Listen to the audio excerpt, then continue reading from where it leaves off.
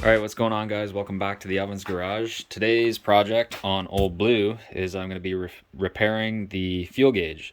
So in Old Blue, the fuel gauge does work up to a certain point, so you'll fill it up and then it'll start to go down, and then about halfway it'll get stuck. Chances are the fuel gauge itself in the cluster is not bad. Typically the fuel sending units will go bad. Now, is there a good way to test the fuel sending unit in the vehicle?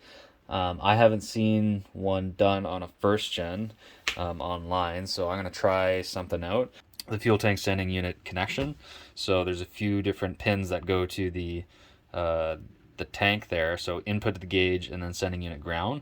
So those two, I'll take a look at underneath the truck by the tank. I'm going to unplug the wire, and then what I'm going to do is ground out the wire right to the input gauge, because the fuel tank sending unit itself is really just a variable resistor. So as the fuel level goes up and down, the resistance changes to ground. So basically, you have an input to your fuel gauge and then the variable resistor here, and then right to ground. So that's like that's your full circuit. And it says right here, actually, resistance is the greatest when the fuel level is when the fuel level in the tank is low and the float arm drops. With high resistance, current flow is low and consequently positions the instrument panel gauge pointer to low, and then vice versa. Resistance in the circuit is at a minimum when the tank is full and the float arm is raised. All right, so what I should be able to do is just go into the truck and unplug the sending unit, and when the truck is unplugged, the circuit's open, so the fuel gauge should read empty, and then when I ground out that circuit, I should get full. All right, so if you take a look here at my fuel gauge and my trip odometer, I'm at 433 kilometers, yet I'm still only at half a tank. So I've been at half a tank for quite a while here, and it's not being accurate after half tank. So I'll go ahead and unplug the fuel sending unit and see what I get. All right, so I just lifted up on this tab a little bit, and then I pulled straight back, and here's my connector. So we'll go turn the gauges on and see what reading I have now. All right, so after unplugging it there, my gauge went right to 0. So there's an open circuit. So that tells me right there that there's not a problem with my gauge. But what I'll do is I'll jump those two wires, or I'll jump those 2 points in that connection, and then I should get a full reading. And then that'll tell me right there that my gauge is okay, and chances are it's my sending unit. All right, so I've just jumped pins number 2 and 4 there. Turn the truck on. And that instantly goes back to about a full tank. Okay, and I unplugged it again. And back to 0. Okay, so we're out at the truck here now, and the first thing we're gonna do is try to drop the fuel tank here. A couple screws out behind the fuel filler, so that way I can drop the fuel filler neck. So right there is the vent that runs up to the fuel filler neck. That needs disconnected. And then here's a peek at the top of the fuel sending unit. Got to disconnect those 2 lines there. They're quick disconnect fittings. Push in on each side where the white plastic tabs are. Pull those out. And then that's fuel sending sensor on the back. Just got to pull up on that small white tab, and then you can pull those the harness out. Just noting the fuel line placement. The yellow caution fuel is on the out, and the return has no tag on it. So you just got to push up or push on each of those tabs. See those 2 white tabs? You got to push on each of those 2 white tabs while simultaneously pulling out. Okay, so I've got both lines disconnected, the harness disconnected.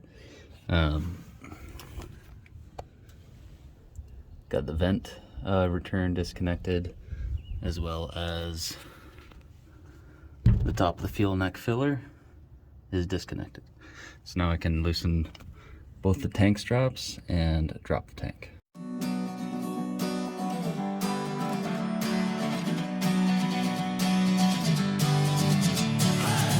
Sitting lonely in my room again, trying to find the worst. Okay, so I've got the fuel tank dropped now and out of the truck. Just plugged the fuel filler there, the vent return, and now I'll loosen this and pull out the entire sending unit assembly.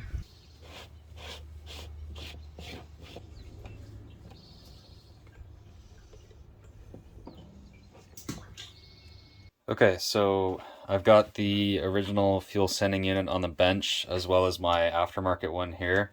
I'm just kind of investigating how these things work because I'm not really entirely sure how they did work, but now I kind of have a brief understanding of how they work, so I'm going to explain it to you. So just here is what's called a rheostat, or like a variable resistor, and what happens is as the float goes down and up, the resistance value changes based on the level of the fuel because this arm moves up and down. And so from my understanding, power comes in on one wire and then goes to ground through this float while it changes the level of the fuel. So it goes through that and then back up through to ground, and then that goes I think it goes through your gauge through to ground, and that is how it displays the fuel level on your gauge on the dash. Now there's 3 wires because one of the wires sends a signal for your low fuel light. So as you can see, this is the original sending unit here, and you can see kind of how it's all marred up and almost to the point where like some of the connections are touching, which is probably what's causing my bad signal. Either that or there's small copper contacts I'll show you on the bottom side that might look like they're worn out too much or not putting enough pressure onto this, which is causing a bad signal. But anyways, the low fuel indicator, you know, your regular fuel reading, this is full, goes down to about half, and then that's where it started messing up for me, about half, and then as it got down to lower, I had no readings at all. And I've never taken it probably this low, but I might have gotten a reading if it got that low. But here you can see where these are all connected. I believe that's the signal for your low fuel warning light. So once you hit that part of the tank, that's when your low fuel warning light should come on all the way to the bottom. And then when you fill up, it goes above that line, and then your tank is, the signal on your dash is no longer there. That's saying low fuel. You see my multimeter. So I've got my multimeter set here on ohms or resistance, just 2000 ohms. And so what I've come to understand here is at the reading of full, you should have no resistance, as I showed earlier in the video. So I just jump those 2 connections. There's no resistance. The signal goes right to ground. That's when your tank is full. Now, when it's empty, you should have, infinity, or in this case, 100 ohms, is when you're completely empty. So when the jumper is taken out, or your fuel sending sensor harness is unplugged, that's when it should go down to 0, just like this. So I'll show you how this works kind of here. I'm not really understanding why, because this is reading fine. It's reading fine. I'll take you through here. So 0 at full, and then as you get towards half, it's about, so see how there's a couple weird readings right there? It just jumped kind of like to 900, 500. So that might be causing some of my issues there. But here's half, and then down. Yeah, see how it jumped again there? Get some odd readings. And then 60, 70, 80, see it jumped again. And then I'm down to 100. So that's what it's supposed to go from 0 to 100 ohms. And that's connected up here. So on the diesel models, there's actually on all the trucks, all the Ram trucks, they have 5 pins. Now, the 2 outside pins on a gasser run down because there's a fuel pump assembly in the gasser fuel sending units. That's what the power and ground to that. And then the next 2 pins in, so this pin and, come on, focus, this pin there, those pins are run down to the fuel sending unit, just at the bottom here. And one of them is power in, and then it's just the circuit, right? So it sends power in, goes through, and then grounds through the other pin. So it's my understanding that that the power comes in through this pin, and then on this pin is where it comes out of the fuel sending unit at the bottom, and then the low fuel warning light is on this pin. So I've seen some guys online who take just these aftermarket units that are made for a Dodge Dakota. They no longer have a fuel sending unit that matches, that you can just unscrew and screw in place it here. Some of the older ones that they made for the Dodge Dakotas, you can do that, and it's just a like for like replacement. But in this case, you can't do that. But I've seen guys just use this entire assembly, gut it, because there's see the fuel pump at the bottom. See those red and black wires run to the top on the two outside pins here that powers your fuel pump at the bottom of this unit. So they had issues with their low fuel light staying on because this is wired incorrectly for a diesel. That yellow wire in the middle here on this unit is for low fuel. So if you were to use this one, you got to switch that yellow one to go to this outside pin where that red wire is. So I think what I'm going to try and do here is I'm going to try and take, because this is a good fuel sending unit here, I'm going to try and take that and see if I can kind of graft it into this one. So I'll unscrew this guy and then try and take out this old one and put in my new one from here just into the other one. So I'll hook up my multimeter to this one and just show you what I mean. Okay, so I've got just down here, I've got one of the leads connected to the most outside pin for the low fuel light that goes up to your low fuel light on the message center, and then the red is connected here to the second pin. So as you can see on my multimeter, there's no reading at all of resistance from full down to half, and then when you're about, it's supposed to be 1/6 of a tank, I think is what the factory service manual said. As soon as you hit that and that part of the fuel sending unit here, you start to get a resistance reading. Now see, this one's acting up here, but there, you start to get a resistance reading. Yeah, this one's all messed up down there. So on this bottom portion of the fuel sending unit, you're supposed to get a resistance reading, and then that sends the signal up to the low fuel light to stay on. So I'll show you on this one what I mean. Right here, you can see, let me get my pointer again. You can see just on this bottom left hand side, I believe this portion right here sends the signal out for your low fuel light, and then the rest is just a normal fuel level. Okay, so just showing you on this one here. So no reading down until about 1/6 of a tank, then I'll start to get my reading. There we go. Okay, so now I have my resistance reading just like that. So you get a normal resistance reading from like 70, probably 75. Yeah, 75 ohms down to like 100 ohms, and that's your low fuel warning in this one. So these, I've checked both these fuel sending units, and they go from 0 ohms at full, and then 100 ohms at the bottom. So they're the same rheostats basically. So they should be interchangeable and work for this sort of purpose. So I'll disassemble this one and put it onto my existing fuel sending unit assembly here, because this, otherwise this whole assembly is in good shape. The screen might need a little bit of a clean, and it doesn't look too bad. Well, peek in the bottom. There's no, as you can see in this one, the diesel units, they don't have a pump. It's just the draw. Yeah, so the fuel draws from this guy and then returns on this guy here. You can see on the arrows on the top. Okay, so why don't we switch that over? But nothing comes out. I am looking for the better days. Seem like they just stay away whenever I try. There's so many things that I keep in my mind. My friends keep me out and it hurts every time. With all the emotions I built up inside, oh why can't I? Alright, so I've disassembled this out of the new Dodge Dakota unit. I've kept that intact. All I had to do was take this kind of red sleeve off of this like Molex connector. That's what it looks like, and then those all just popped right out.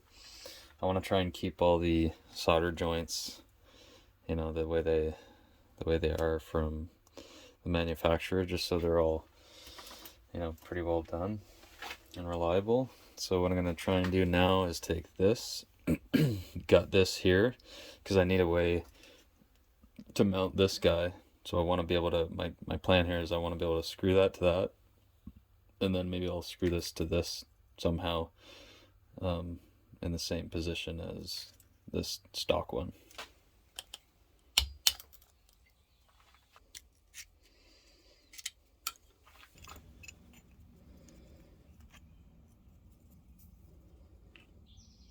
Okay, so I've disassembled the old one and I'm looking at the new one here. It looks like in order to get this to fit, I'm probably gonna try and like screw this down somehow on this housing with some stainless screws, but these two little nubs here are in the way, so I'm gonna try and file those down or get them out of the way somehow. Okay, so at this point I've got it fitted pretty nice there, so I'm gonna try and get at least 2 screws in here. I'm gonna run to the store and grab a couple stainless screws. They're very small, and then I'll drill a couple pilot holes to get them started so I don't crack the plastic. Okay, so a little bit of an update here. I've got the stainless screws onto the new module. I pre-drilled holes into the existing plastic module, and so it's mounted, and then I've mounted it back into the old diesel sending unit. Now at this point I'm going to take my 3 new connectors and replace the factory ones. So just on the bottom of this original sending unit there's a small little tab here, you can kind of see it. You just pull that open and then pull this out. They're the exact same connectors as the new one, so same idea. Pull this red thing off, and then we're gonna put in the new connections here. So you see our connections here, green on the outside, blue is the second one, and this is the gray one. So that's the one that sends it to the sensor, the one that returns, and then this is the low fuel warning one on this side. So I'm gonna take all 3 of these out, and then on the new one here, the blue is gonna be blue for blue, and then the gray is going to be replaced with the black one, and then the yellow is our low sensor one, so that's going to go where the green one is. So I'll do that now, and then we can plug that back in and take it to the truck and test it. Someone look for me if I disappear. No matter how much that I scream, nobody hears. But I see the light from far away, it's down the line. Okay, so I ran these wires back into these grooves and just in through here and then up into the new connection. So you can see the yellow is on the far outside, and then the blue and the black are in their respective connection points there. At this point I think what I'll do is put the multimeter on here and test these at certain values, and then I'll take it out to the truck, turn the key into the run position and see if it works. Okay, so just checking the resistance values here. I've got it connected up to the low fuel level pin and then the second pin. So I'll have values from 100 at low up to 75, and then it should cut out. So this is when my low fuel light is on. So there, did you see it? Just kind of, so about 75, and then up here no values at all. And I'll switch my low fuel pin over to pin 4.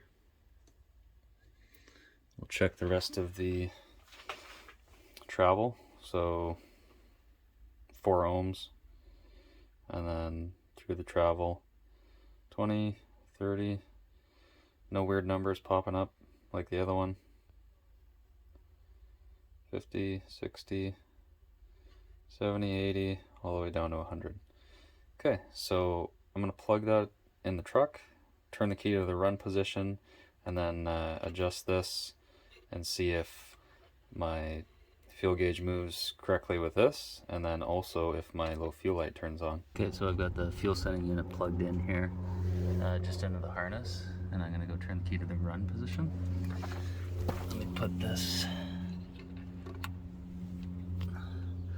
the float up to the top, and then we'll check our reading. So we're at the top, no low fuel light. So now I'll bump it down to about a half.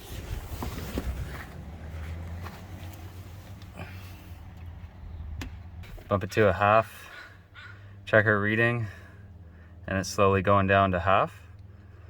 And then we'll bump it down to the low fuel level. You can see it right about there. We'll check our reading, and then we'll see if the low fuel light comes on.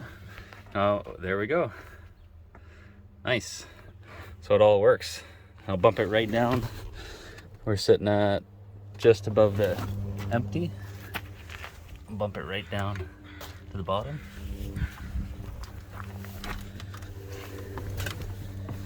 And there we go, we're right at the empty line. So that's a success there.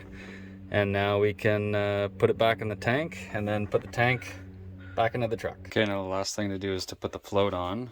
This is the float that came with the new one, and this is the existing one. It looks like this one kind of bends down and goes into this little circle here. So I think what I'm going to do is use that float. I might just bend it up a tad just so it's flush with the bottom of this, because these, you know, if I put that there, it's a little bit higher than the new one. So I think what I'll do, this is almost flush with like the bottom of, or the top of this one. So I'm just going to bend this up a hair and just use this new float instead. Okay, so once I put the float on, I realized that the screw that was in this position was going to be in the way. So I just drilled a new hole and screwed a new screw down there so that I can fully travel to the bottom. Then I put my float on, bent it a little bit so that way it's nice and flush with the bottom of the fuel sending unit. So now we're fully complete. We can put it back in the tank and put the tank back in the truck. And I've got these new stainless fuel tank straps that I might use. Got those from Metal by Charlie on Instagram. And make sure to index the fuel sending unit between these two lines so that way your float doesn't hit the side. Okay, so we've got the new stainless tank straps ready to go. One there, and then this one here. I put a new stainless hardware up there, and then at the back, and I also sprayed the inside of the frame here with Crown or Rust Check, just to coat any of the rust and prevent it from rusting further. So I think my plan here is I'm going to slide the rear end of that up into that strap, get that strap started, and then we'll put up the front one. Okay, so we've got the truck in the run position now, so you can see my actual fuel level when I decided to drop the tank was just under a quarter. So that's a pretty good guess on my part. It doesn't look like it quite hit the low fuel level yet. I don't think we're going to need to bleed the fuel lines. It might just sputter a little bit. I think I just put on that HVLP lift pump, so I think it'll do a fine job. Might just stutter a little bit. Let's try it out.